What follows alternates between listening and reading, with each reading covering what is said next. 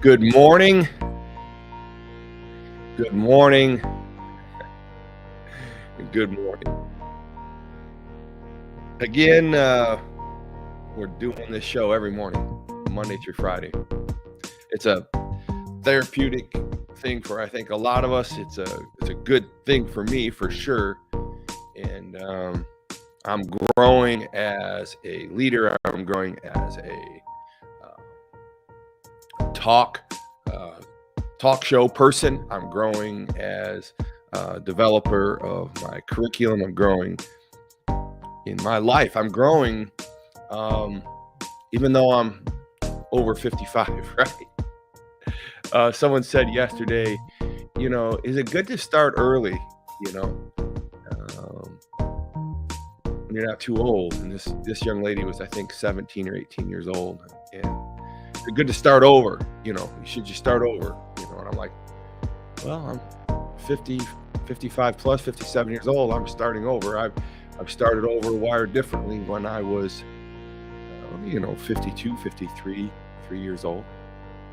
But the thing that struck me the most about her comment is that about me, and I was reflecting about it's all a damn trap, right? Was this concept of, I'm starting over, but I'm starting over again, right? I'm starting over again from things that are still running behind me, right? So like the things that I started, my first company was Corey's courier service, and that was in college. I knew in college when I was a freshman or sophomore that I had to make a little extra money, and so I started delivering goods in a car that I owned. I had a car, so I thought, well, if I answered an ad in the paper that said we need someone to deliver products to Chicago back and forth. And I don't even think I added up the gas or anything. I just took the job and I was off and running. I had a few extra bucks. But I mean, it worked, right? And then that moved me into another thing, and then another thing. And then when I graduated, I took a job at Taco Bell. Now, the Taco Bell job was really a management. It was a corporate fast track program. So, it was a little more glamorous than just working at Taco Bell, although I was the number one pick in that corporate management draft program. The funny thing was, it was my only interview. So I didn't have any options. I wasn't going to go home and live with my dad, and I wasn't going to live with my mom. And the last thing I was going to ever do was ask for money, right? Or go live at home with my parents. My goodness. Can you imagine the horror? Living with your parents, going back home. That would be embarrassing, right? That's not something you would do back in the day, right? 1986, 87. Matter of fact, you never really talked to your parents back then. You didn't have cell phones. If you wanted to talk to your parents, you'd have to get on a pay phone. You have to fight for time on a pay phone. But I took that job. It was one job, and thank goodness it was a decent job, and I got paid pretty good. And they offered me, the little side story to that story is that they offered me $21,000 to take this job, which was somewhere right around what accountants were making. So I thought, well, that was a good job. It was a good offer. And I remember thinking to myself, but wait a minute, my fiance was making $21,000, $21,300 or something like that. And I'm like, man, she's making more money than me. And that's just the brain, right? And don't get upset. Don't hate the messenger. I'm just telling you a story. So I went back to the Taco Bell, and they said, well, we want you to work here in Chicago, and we're going to pay you $21,000, and you're the number one pick. We picked you out of these other MBAs and your donut background and football leadership background and all that. We really like it. And I'm like, listen, I'll take the job, but here's the thing. I really, really got two things I got a problem with. And they said, well, what is it? And I said, well, one is, listen, I can't work in Chicago. I mean, I don't want to work in Chicago. I mean, I would like to work in Elkhart, Indiana. They're like, Elkhart, Indiana? No one wants to work in Elkhart, Indiana. You got the job. I said, whoa. I got one other thing I want to tell you. I got to work in Elkhart, Indiana because it's real close to Niles, Michigan, which is where my fiance was. And I said, which brings me to my potential fiance. I was that confident, right? I hadn't asked her to marry me yet. Matter of fact, that's a whole nother story. I never asked her to marry. But anyways, I said, I'll go to Elkhart. They said, great, we'll take you in Elkhart. What's the other problem? I said, well, I can't make the same amount of money as my fiance. And I said, I need $21,900 or something. They said, you're going to Elkhart, Indiana. We'll give you $22,000 or something. Which brings me to the idea of what we're talking about today. R for remember. It's all a damn trap. I want you to be careful about the internet. I want you to be careful about all the stuff that's going on. I mean, I think I fall into it, right? I fall into it. I've fallen into it. I mean, even at this ripe age of 57 and supposedly the compliments I get on being a good business savvy person, and while I mean, I still fall into it. I fall into it now more than probably ever because I'm starting over, like we just talked about, a new company, right? And I've got this thirst or this quench or the desire to get followers. I got all this desire to have content and to get likes and get hearts and get content and get people to endorse me and do all this stuff. I mean, there's just constantly this barrage of like, what's going on? You got to grow. I'm calling Chad. Why are we not growing followers faster? Why aren't we growing? Where are the ticket sales? Where is all of this? Why is all this going? It's all a damn trap. Call myself out on it. But I do know that there's a process here. I do know that there's a business process here. And I'm just converting my business process from bricks and mortar and business to business and all the things that I've been able to do with my 14 organizations I have now and the 4 brands that I'm brandishing now. I know that you got to go through some of this, but I also want you to know, Todd Saylor, that you can't lose the fact that there's a insatiable trap out there that the world wants us to fall into. And God, God says, stay away from that trap. Stay away from the love of money. I know that you need money to move around and scurry and do things on the planet Earth. But he goes, man, it ain't gonna matter someday. So take a chill, Todd. Just keep doing what you got to do. Keep growing and spreading a good message. Matter of fact, tell everybody out there it's a damn trap. All right, God, I'm telling them. Well, what are the letters? What do they stand for, God? So I'm thinking T, right? Time.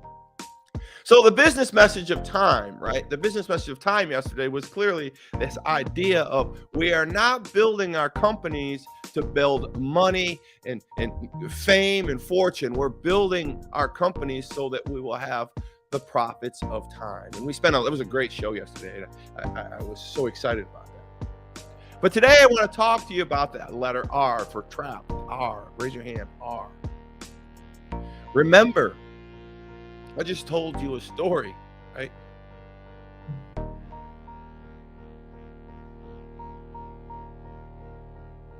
About working the interview process, about working what I thought was my way into a job. But what I was really fighting for was the girl.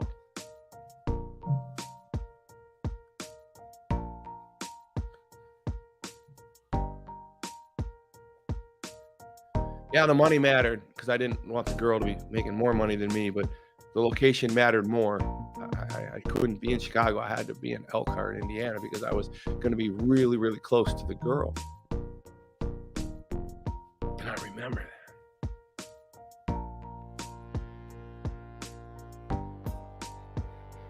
It wasn't about the money.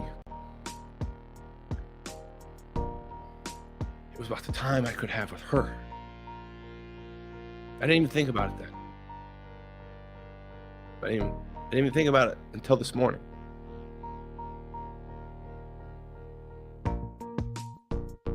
I'm spending the rest of my life, of all my time, with her. And so when we think about this trap and what this world and the internet and this drive that I have drags us into this trap, right, of forgetting about really what it's all about, we need to remember. What is that thing that's happened in the past? What is that thing that really brings you back to what this is all about? And the other thing I want you to understand about remembering is that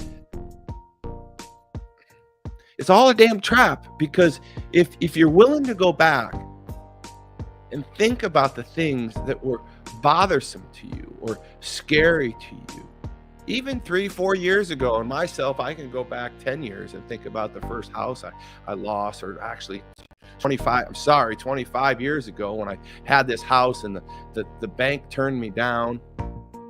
And then I went to a lending institution that would take high risk, and they turned me down, and I thought my life was over.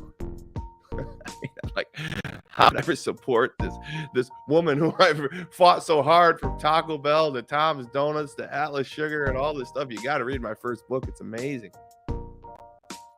But I need you to remember. I need you to remember so hard, so often, so fervently. What is your past? What have you pushed yourself through, right? That you've always seemed to come through. I need you to remember, because the damn trap wants you to forget about the things that you've done. The damn trap wants you to forget about all these things that you've been successful in.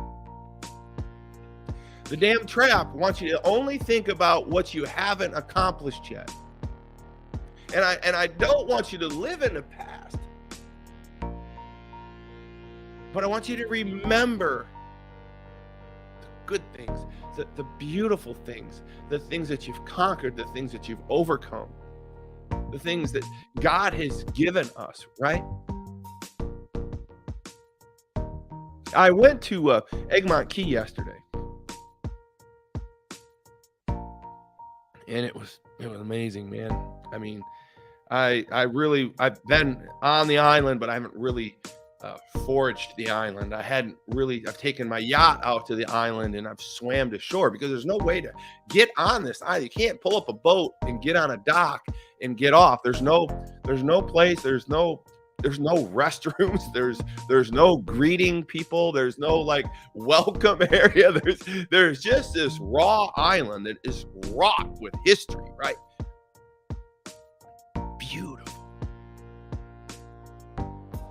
Beautiful island. And when I got on the island, I was talking and thinking about what I'm going to be talking to my students about. And I know I'm going to be talking about island building and dream capturing and all that, but what I couldn't get out of my mind was remember. And this is the island. Matter of fact, I'm going to create maps for people on the island, because they won't let you print maps anymore from where you take off, because they don't want any trash on the island. This island is desolate.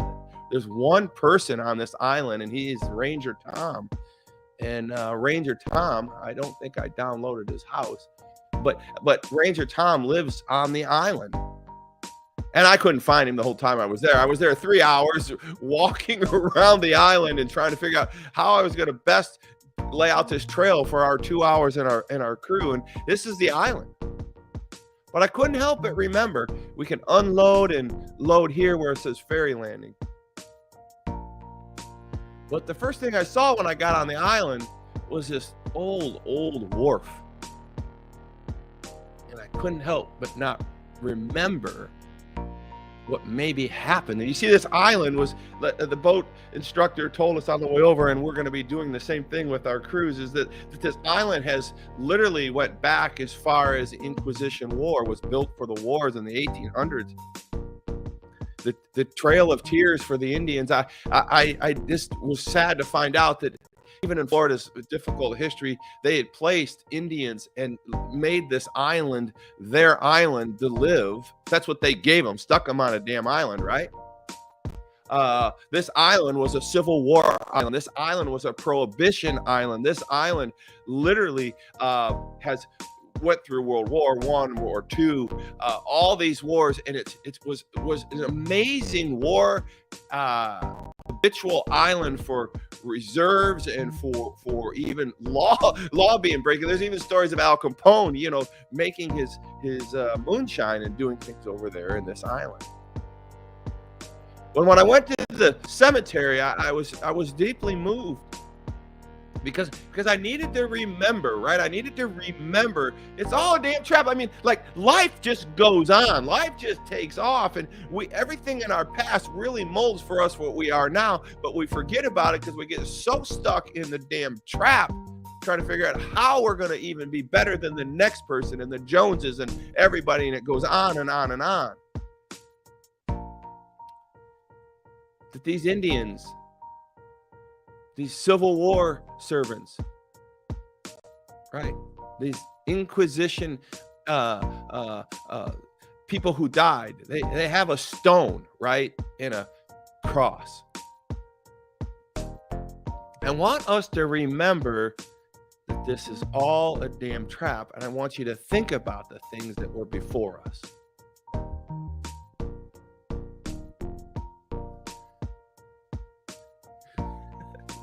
This guy was before us, right? I mean, I saw 6 of these protected sea turtles.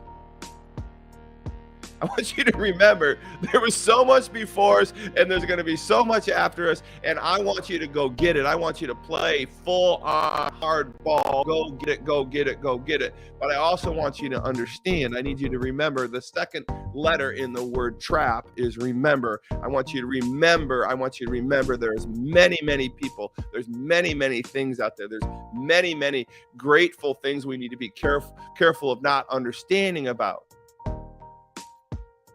In that you are conquerors, even as you sit here right now watching this little scroll. I want you to remember that sometimes things go bad, right? But those are our strengths, right? Those are our strengths. And we have to draw on those memories, because those memories are what made us, and those memories are proof positive that no matter how bad you feel about the way you measure up at times in this trapful world, is that you have victorious times.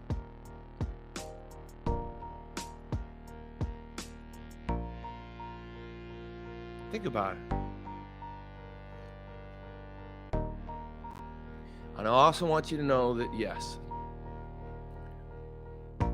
you're alone.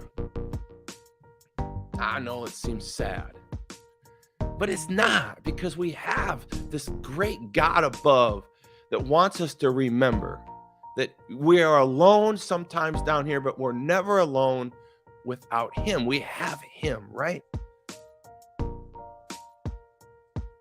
This island is amazing.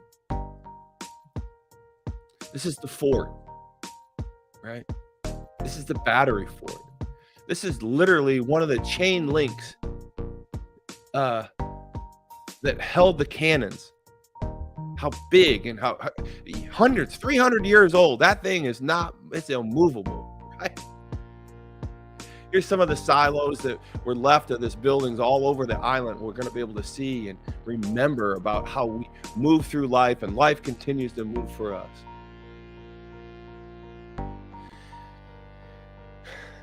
So this morning, I just want you to remember, I want you to understand that this is a great thing that we're doing. We're going to have a lot of fun. And I got to tell you, I didn't get lost on the island, but I took a wrong right-hand turn and I went all the way around the island. And I went into a place that was supposedly a bird sanctuary. And I didn't get in any trouble, but probably shouldn't have been there.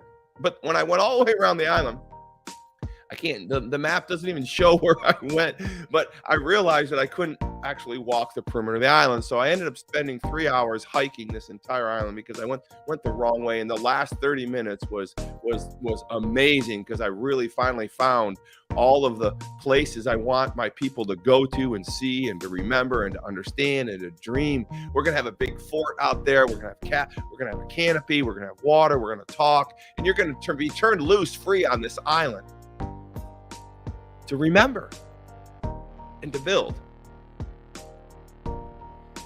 But what I want to close with you today is this idea of remembering, where you've been, right?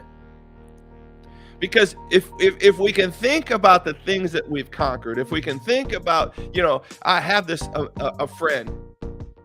His name's Jeff Durbin, and for some reason, this guy, man,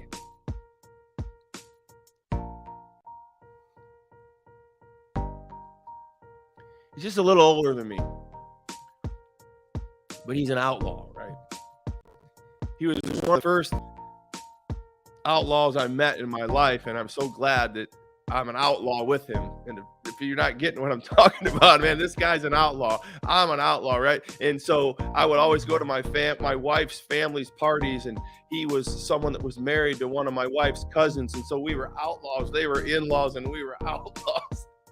But I met up with him 20 some years ago, and I fell in love with him, and he kind of dripped out of my life a little bit. And over the last 10 years or so, he came back in, and he's just a huge supporter of Wired Differently, and I think more me personally. He just loves me.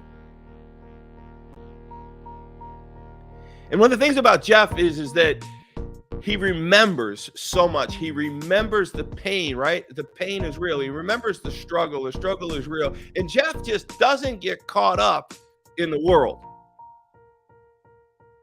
He's all about legacy. He's all about what's he going to leave for his children. He's all about what's the message going to be left. How is he going to move through life with his wife and their latest venture and their home and things that they're doing and the grandkids. Jeff is he's the guy that you can't trap him. Now I've been almost caught in the claw. I have been caught in the claw, but not Jeff. Great dude. But the thing I want to leave you with today is I want you to remember. This is very powerful because Jeff reminds me of this, and many of you do the same, is that we need to remember that we're in the middle of a miracle. I think sometimes we focus on what we don't have and our likes and our hearts, and we focus on the Tiki Hut, and we focus on the Wire Differently brand, or whatever that's going on out there. Or more importantly, I think a lot of us just scroll through the Insta and the Facebook, and we're like, man, if I could do that, I wish I could have that, or I got to set that 401k up, or I got to set that entrepreneur, I got to set that LLC up, I got to avoid taxes, I got to be smart, like Richard Kiyosaki and Grant Cardone. He's got it all figured out. He doesn't even have a 401k, and he's buying assets, and I just can't measure up. I'm too far behind. How could I ever catch up? I am just whoa. I'm not even good. And how am I? But at the end of the day, I want you to remember where you're sitting right now. I want you to think about what you've been through. And I want you thinking about God's promise of salvation, right? We are somewhere in the beginning of time being created on this earth, and at the end of time of having salvation, and you're sitting smack dab. I want you to remember you're sitting smack dab in the middle of a miracle.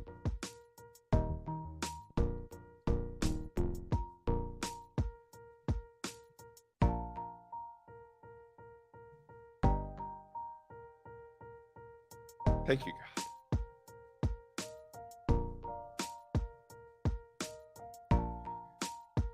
Thank you for the mercy. Thank you for the Jeffs of the world. Thank you for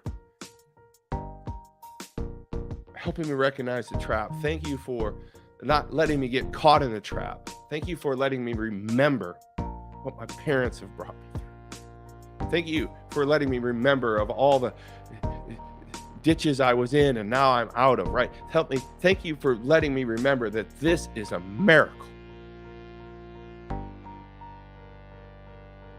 that I'm sitting smack dab in the middle of. You need to remember that, because the trap doesn't want you to think of that. The trap wants you to forget about the past. The trap wants you to forget about anything but other than greed and glory and front. Again, I don't want you to live in the past, but I want you to understand that the past is the pathway to the future and your privilege that God has put before you.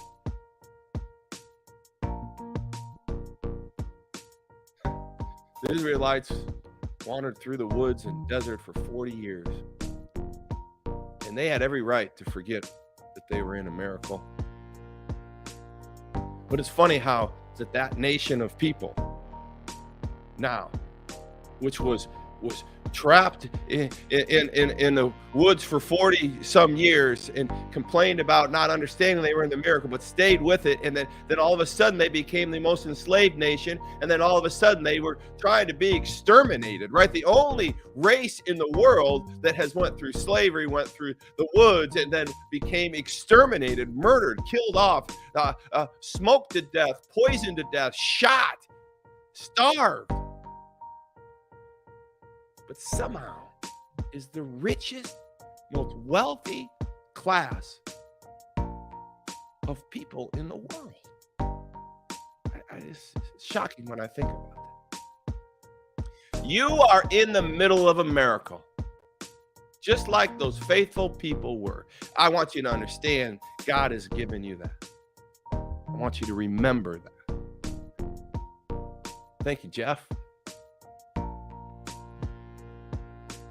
Hey, remember to be, do, and think differently. Get to toddsaylor.com. Click T-Hut. I can't wait to see you at Egmont Key with the turtles and me